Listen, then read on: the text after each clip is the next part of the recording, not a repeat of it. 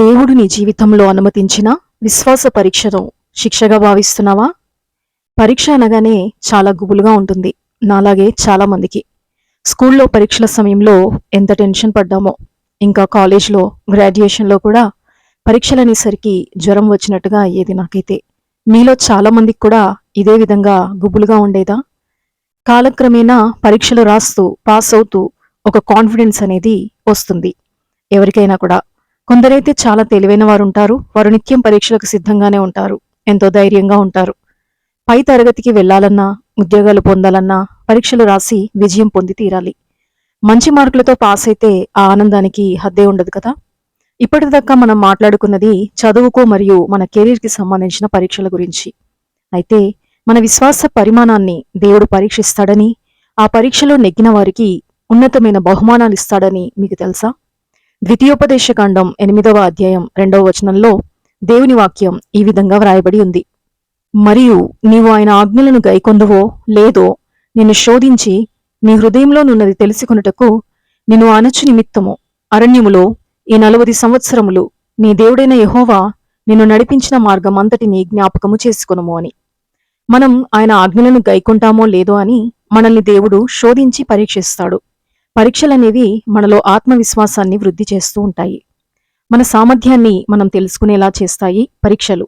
సర్వం ఎరిగిన దేవునికి మనం ఎలాంటి వారమో తెలుసుకోవడానికి పరీక్షలు పెట్టాల్సిన అవసరమే లేదు. కానీ సామర్థ్యం గలవారినే ఎందుకు దేవుడు పరీక్షిస్తాడు అంటే, మన విశ్వాసాన్ని మనుషులందరూ గుర్తించేలా చేయడానికి. యోబు విషయంలో ఇదే జరిగింది కదా. యోబును చూస్తే అతడు చాలా కష్టతరమైన పరీక్షల గుండా వెళ్లాల్సి వచ్చింది. తన భార్య దేవుణ్ణి దూషించి మరణించమని శపించింది.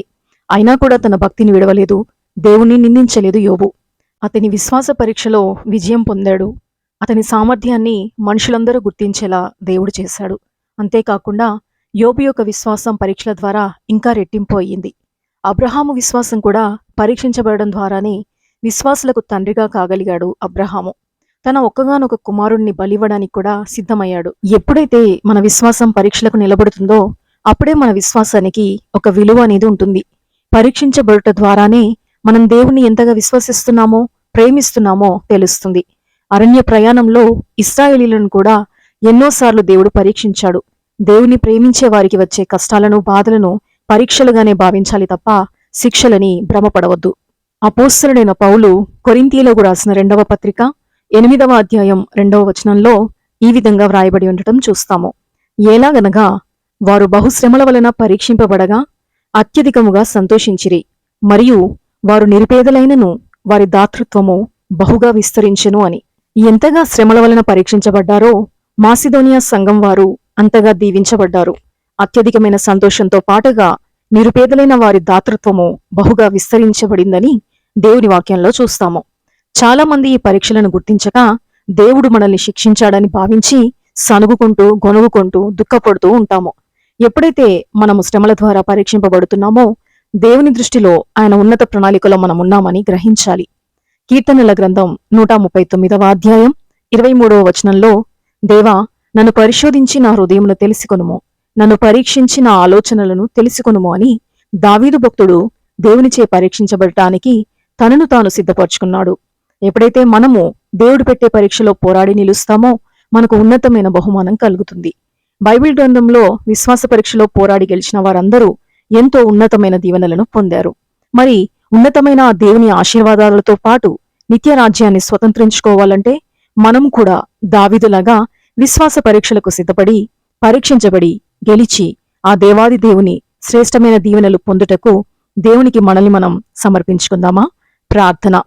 ప్రియమైన నా పరలోక తండ్రి, మా జీవితకాలమంతా నిన్ను ప్రేమించి నీ ద్వారా పొందే పరీక్షలను ఎదుర్కొనే శక్తి సామర్థ్యాలను మాకు దయచేయమని, యోబు వలె, దావీదు వలె, అబ్రాహాము వలె పరీక్షలకు నిలిచి గెలవడానికి, తద్వారా నీవిచ్చు ఉన్నతమైన బహుమానాలను పొందే భాగ్యమును మాకు దయచేయమని ప్రభువును ప్రియ రక్షకుడునైన యేసుక్రీస్తు శక్తిగల నామంలో ప్రార్థిస్తున్నాము తండ్రి.